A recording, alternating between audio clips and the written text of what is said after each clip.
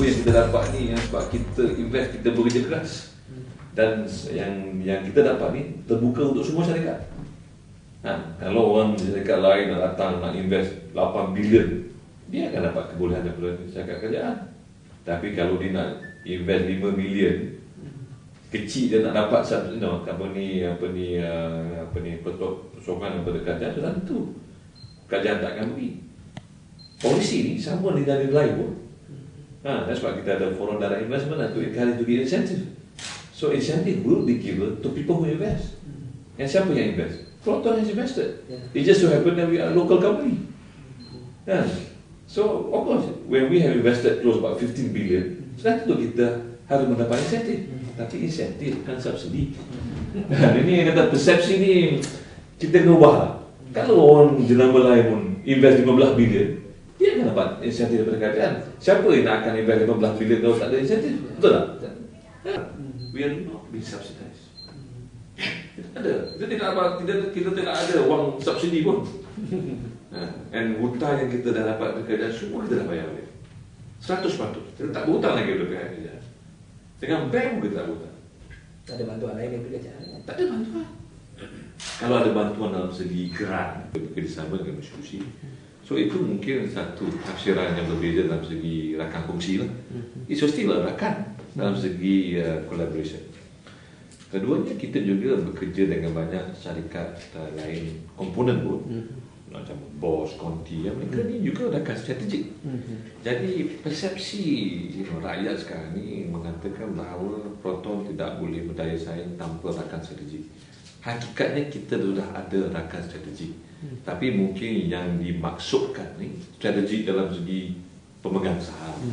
Okey, kalau kita lihat dalam perspektif, kita kena tanya, adakah apa yang perlu? Pemegang saham ke rakan strategik?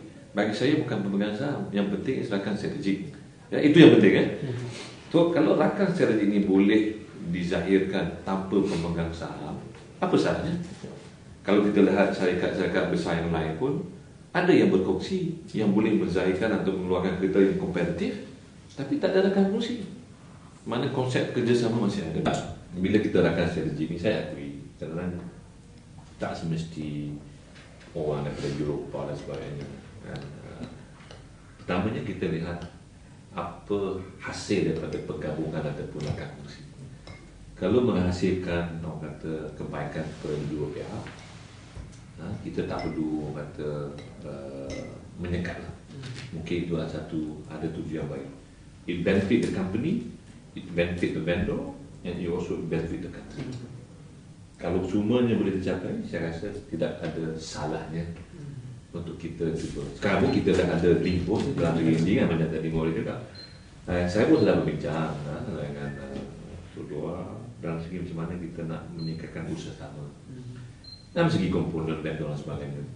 Tapi kalau nak mengatakan bahawa yang terbaik untuk digabungkan, itu kita kena study ataupun dengan lebih teliti lah.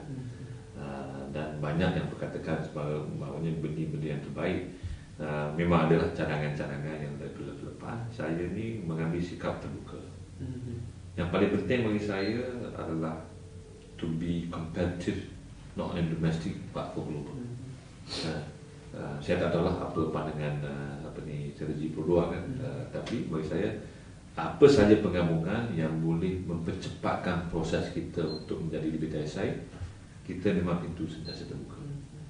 Tapi asalkan tadi lah hasrat kita mesti boleh maju ke depan. Yang volume yang baru 550,000 itu tentu banyak sinergi. Dan saya selalu kata di Malaysia ni rakyat tak besar sangat, market pun tak besar, tapi terlalu banyak automotive dealers. Kita pun ada, Luar pun ada, Nazar pun ada, Sanggabi pun ada, Indocom. Kita kena tanya, is that the right business model? Saya tak mempunyai jawapan lah, tapi bagi saya lah, saya rasa that is not the right business model. Nanti kita patut consolidate, bukan gabungan lah. Consolidation and merger is dua different thing. Kadang kita orang silap tafsiran. My suggestion is always consolidation. Apa bentuk consolidation? Baiklah kita berbincang, kita lihat dan kita harapkan kerajaan-kerajaan pun akan mengkaji apa yang terbaik. But I think that is the right thing to do. Bila kita consolidate, bukan sampai atas, kita consolidate semua sekali. Vendor kita consolidate.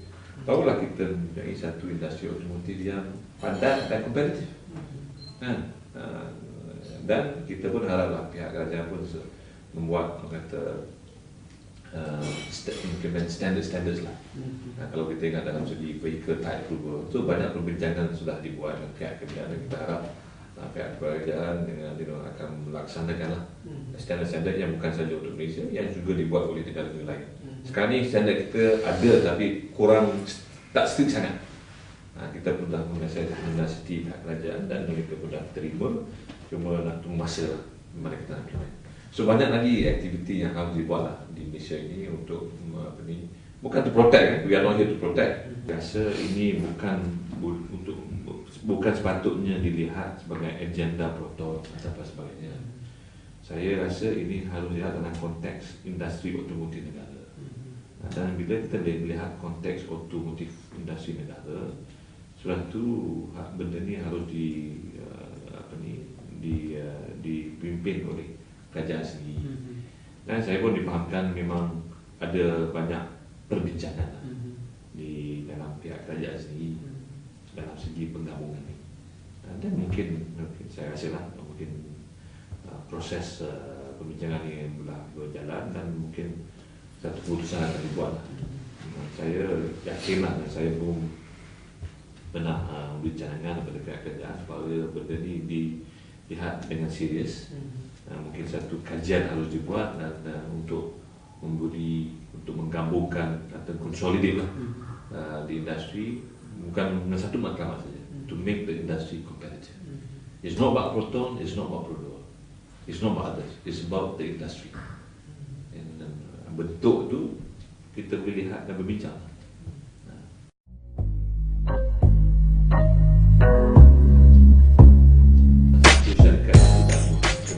Tidak ada inovasi, sudah tidak mungkin mempunyai daya saing ke depan. So we have started the journey. Tapi kita tak boleh buat bersendirian. Kita bekerjasama dengan doktor, dengan juga vendor-vendor yang ada yang sudah ada teknologi sendiri. Ketiganya kalau kita lihat ke depan, kita juga harus mengambil sikap bahawa Proton tak boleh menjadi satu syarikat lokal anymore. Alhamdulillah sekarang ini kita lihat peningkatan. Pada tahun ini saja pun kita akan ekspor lebih kurang 40,000 buah unit. Dan saya rasa lah dalam masa terdekat ni 2-3 tahun yang akan datang, kita bukan saja beroperasi di Malaysia, tapi beroperasi di China, di India dan juga di Iraq.